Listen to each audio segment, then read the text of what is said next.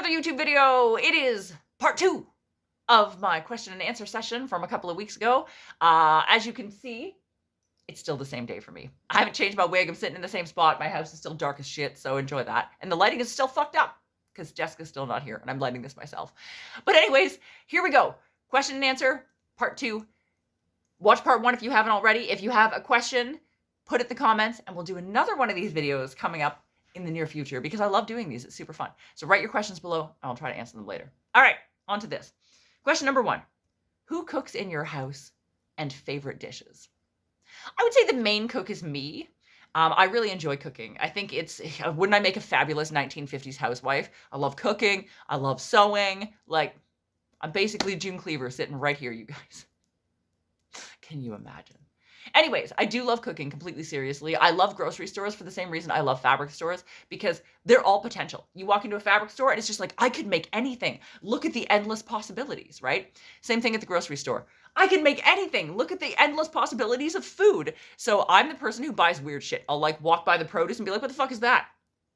I've never seen that produce before. Buying it, taking it home, figuring out what to make with it. So that's a lot of fun. Brody does cook, and he cooks well. He just has some like timing issues. Like if there's multiple dishes, he has problems getting stuff ready all at the same time, but that comes with practice. Yeah, but he's a really good cook, and I enjoy when he cooks for me.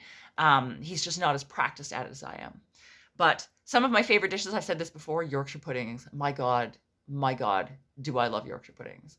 I also love poutine, which if any of you out there don't know, that is a Canadian dish. It's French fries with cheese curds and gravy. Oh my God, if you haven't had it, you have to try it. Like, it's disgustingly delicious, which I know sounds weird, but you can't even, like, it's just filthy, greasy, gravy, cheesy amazingness. Love, love, love, love, love, love. But I love a lot of things. I love to make casseroles. I love to make soups. I love gourmet cooking. I've made a few things out of Vincent Price's cookbook. It's delightful. Cooking is delightful. All right, next question. Your mainstay item that you cannot live without. My sewing machine. That's by far and away my sewing machine. If I didn't have it, I would die. And it's also not just any sewing machine. Like if it ever died and I had to replace it, I would probably cry. And I'm a stone cold bitch. I haven't cried in literally years. So yeah, my sewing machine is near and dear to my heart.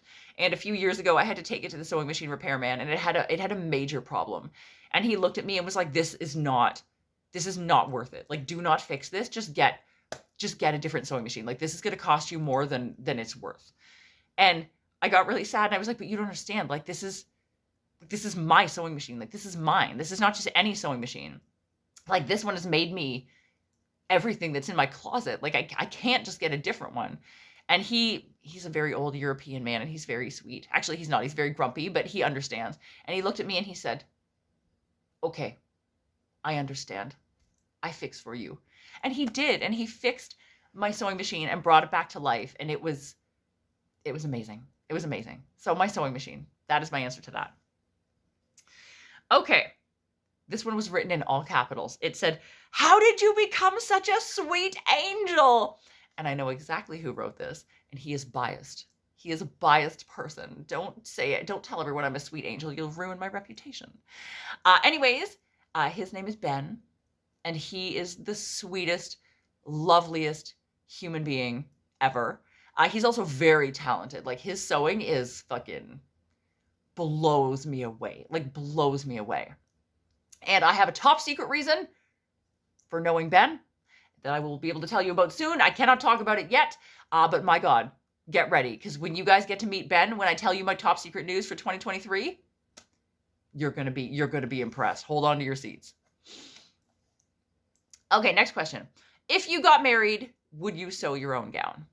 Well, the answer to that is obviously yes. I would absolutely sew my own gown. However, I do not plan on ever getting married, so I don't think this question is going to come to pass. But I have made Gothic wedding dresses for people, and I think I have a couple of orders coming up in the future. I actually have a consult with somebody who messaged me that wants me to make a wedding dress for them coming up in the next while. So that's exciting, and I do love making very fancy Gothic dresses. So yes, in theory, no in practice. Okay, can you tell a story about your neighbors being impolite to you? They sound judgmental. Oh, they are. They are for sure. I mean, I live in an apartment building, and it when I moved in here, it was largely full of old people, like old people who have nothing better to do than sit on their walkers outside and stare at me essentially. But also like just be nosy about the building. Like my God, you put one tiny infraction, you leave something accidentally in the hallway, you better believe you're getting a fucking letter about that, because you're not allowed to leave things in the hallway. And they patrol the hallways and make sure you haven't left anything in the hallway. I actually have a door decoration on the outside of my apartment door. And one of my neighbors stopped me and was like, "Your door decoration is crooked." And I was like, "And?" And she was like, "Well, can you fix it? Like, it's driving me crazy. Like, you can't have a crooked door decoration." And I was like, "Really? Like, you really stopped me in the hall and gave me shit because my door decoration is crooked?" So anyway, now you better fucking believe when I leave the apartment every day, I make goddamn sure that that door decoration is crooked as shit, because I know it bugs her. I know it bugs the ever-living crap out of her. But she's not going to touch my door, because like, you can't do that. You can't touch other people's doors, right? So anyways, I now live with a permanently crooked door decoration. Sometimes I make it crooked the other way, or I'll turn it back this way, because I know it bugs the shit out of her. And that pleases me. But actually, funny story. So obviously Brody and I mostly exclusively wear black clothes, occasionally other colors, but not very often. And they're very, very old people, right? And we have a glass foyer in our building. So we were coming in and the old people were sitting outside on their walkers, like staring at us. We had grocery bags. We'd come from the grocery store. So we walk into the glass lobby and they say hello to us, whatever. And then we get inside the second glass door where I can still hear them because it's a singular fucking glass door. And all of a sudden, like the moment you hear the door shut, I hear, "Did you see the black people?" And I'm like, guys, I'm pretty sure we're not the black people. I understand why you said that, but like maybe find a different way to refer to us, because that's a little misleading. But anyways, yeah, it's a lot. So I mostly just keep to myself. I mean, a lot of people here are also very nice. There are some old people in this building that are actually really, really nice to me as well. It's just, some old people don't like weirdos, and some old people are really open-minded and accepting. It's just as simple as that, right? Okay.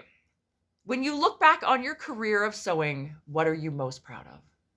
Well, I definitely have some gowns and things that I've made for myself, which I'm really, really proud of, because when I sew for myself, I take the opportunity to try weird shit that like might not work out, because you don't want to do that when you're sewing for a customer, right? You don't want to be like, "I have no idea if this is going to work. Like, I might fuck up your thing." That's not okay.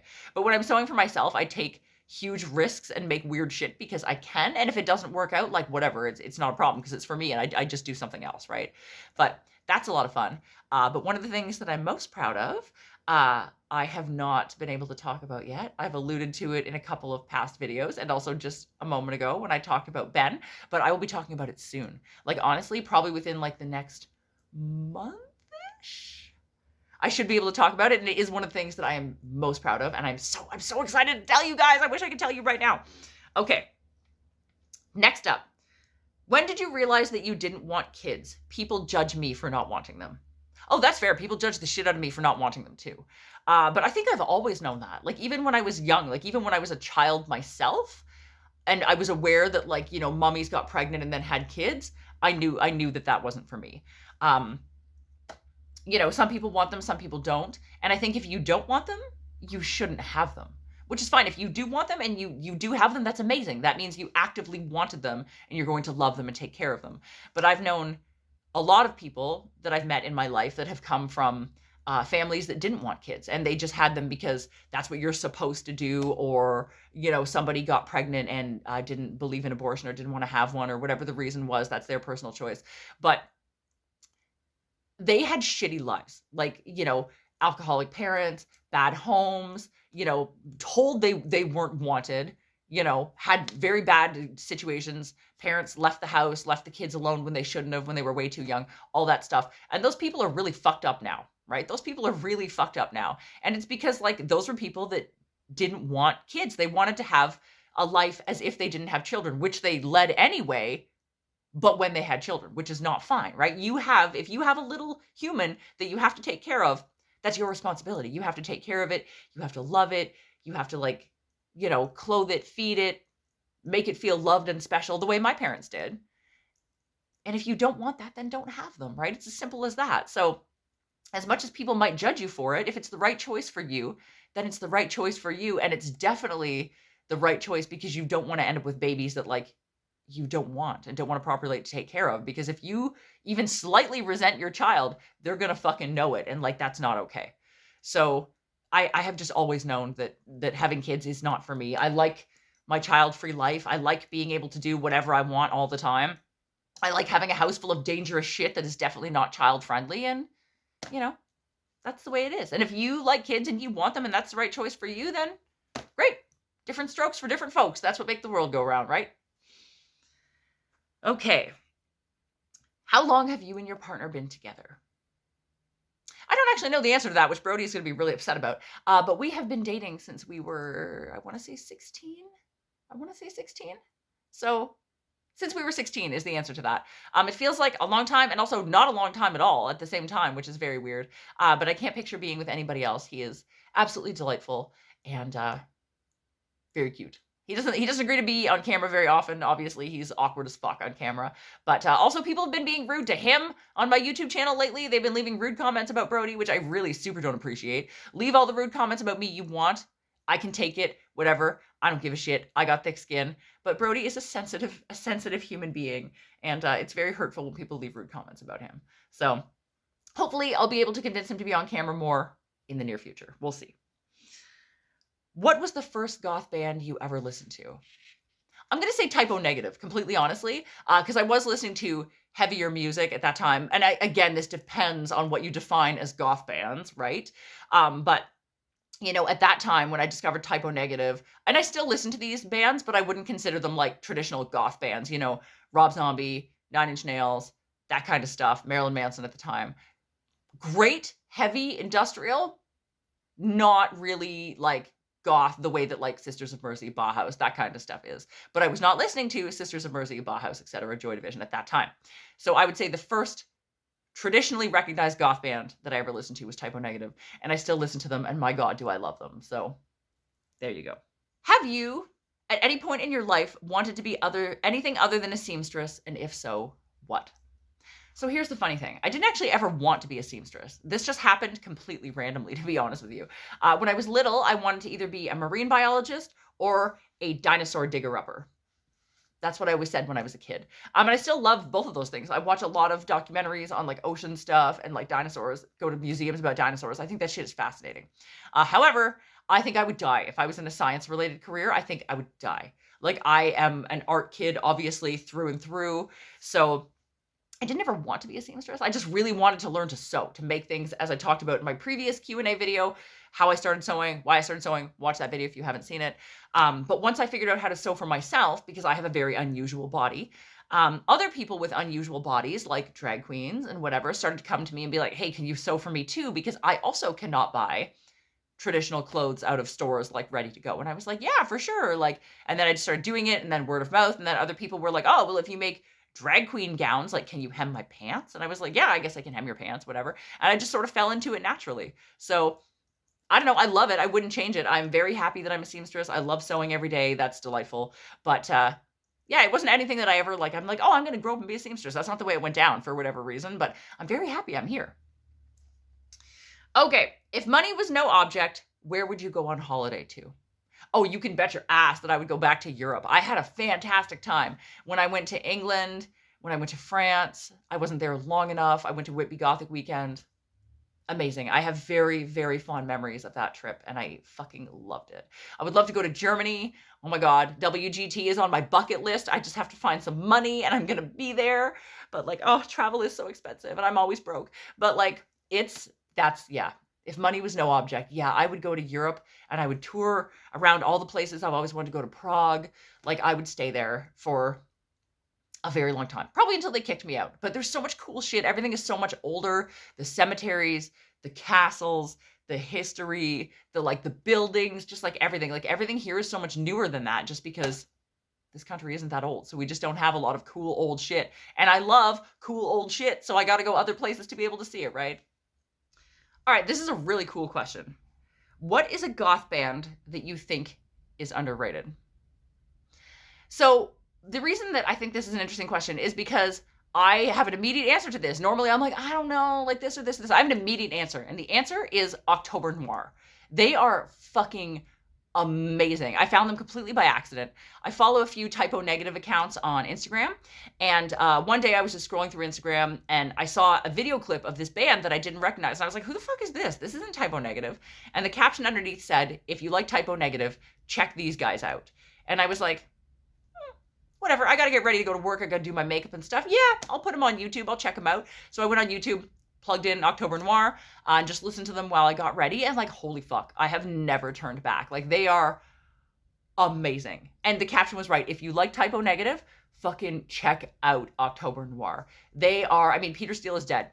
We're never getting any more typo negative music as far as I know. So if you love typo negative, go listen to these guys. They have that vibe, and they do some typo negative covers and some covers of some other songs, but they also write their own original music that is like obviously inspired in the sound of typo negative, but is very much their own, and it's fucking great.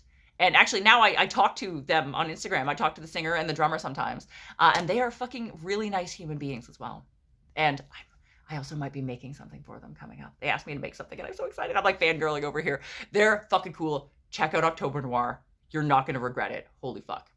How many pairs of New Rocks do you own? I think the answer is 3. I have 2 pairs of Neptuno boots in a taller and a shorter one, and I have the custom made New Rock stilettos. Oh, 4. And I have a heelless pair.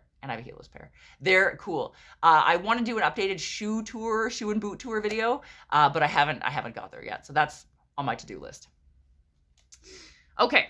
Why do you like religious related things? Like your cool bathroom, for example. Do you just think it's cool, or is it something else? That's a good question. I'm actually wearing 2 rosaries right now as well. So I love specifically Catholic, but a lot of Christian stuff. So I'm not religious. Surprise, surprise, I'm not religious. But I love that shit. And a lot of people come at me, honestly. I get a lot of hate being like, that's fucking disrespectful. Meh. Honestly, my love of that stuff comes from nowhere of disrespect. It's honestly because I think it's so beautiful. Like those huge Gothic churches and like Catholic churches with the very ornate, gold filigree stuff and like Sacred Hearts. And it's really interesting and beautiful to me, like the specifically Catholic, but a lot of religious stuff is very like over the top, right? It's extremely ornate, and I'm always the more is more girl, right? Like I sew for fucking drag queens, so anything that's like a lot that's like gold and dead has like glitter and jewels and hearts and crosses and that, it's like amazing. I think it's so beautiful. Like those huge cathedrals, oh my god, just so beautiful. And also like some of it's very tacky. The stuff in my bathroom is very tacky. And if you've noticed my Christmas decorations, when I decorate for Christmas, I also love tacky shit. So whether it's very ornate and gorgeous or whether it's tacky, I love it from both angles. But that like red and gold, red and silver combo, and there's usually like, I don't know, it's just so gorgeous. I just love it. It's really not. I mean, I love wearing this stuff because I think it's gorgeous. Okay. When do you think you'll grace the state of Florida for a Universal Disney visit or a vacation? Would you do a meetup? Well, there's the second fan. I got one in California. I got one in Florida. So we might have to do a meet and greet somewhere in the middle, and you two can show up and we'll all have coffee together. Because I talked about that in my first video, and then I thought it was very flattering that someone would think that I had enough people that would show up in one location for a meet and greet, and that still stands. I don't know that if I went to Florida that there would be enough people that want to meet me that I could organize like a thing, but should I go to Florida, I will write it down and you and I can go have coffee. Because I have been to Florida, but not in a very long time. Not since I was like a child. My parents took me there when I was a kid. I remember it being very hot and very, very humid. The air is very wet in Florida, which is very different from where I live in like really cold, really dry Canada. But yeah, I mean, I love traveling and I would love to go back to the States at any given point. I don't know about amusement parks. I have some pretty serious like motion sickness issues. So I don't know that I could do like a lot of like roller coasters, but it would be fun to like hang out there and maybe go on some of the like less spinny rides. That could be a good time. So I don't have any immediate plans, but hopefully in the future. All right. Last question. Have you ever been to Wisconsin? And if so, where and why? Well, the answer to that is easy. No, I have not. I have been to some states, not a lot of states. I've been to New Jersey. I've been to Pennsylvania. I've been to Florida, like I said, a long time ago. I think that's I think that's it. I haven't done a lot of US traveling, but like I said, traveling is on my to-do list. I just got to find some money. I don't know what is in Wisconsin. I've never looked into it, but please inform me if there is something cool that I should add to my travel list, because I have literally no information about what's there or why I should go. But it might be a really good time. Who knows? So anyways, that is the second Q&A video. Like I said, that's all the questions that I got on Instagram and Twitter. So if you want to know something else that's not there, comment it below and I'll try to answer it in a third Q&A at some point later on in the future. So I hope you liked this video, and if you did, please give it a thumbs up. If you want to subscribe to my channel, if you haven't already, that will be amazing. If you want to follow me on any of the things, we're going to link all the social media below. I have all of it. If you want to buy me a Ko-fi, you can. It's ko-fi.com/madamabsinthe. And I think that's it. Like, subscribe, follow me on social media. Ask me a question in the comments if you want to know something. And I think that's it. Thanks for sitting around and listening to me talk for probably 15 or 20 minutes. I wasn't looking at the time. And I will see you guys all around for my next fabulous YouTube video.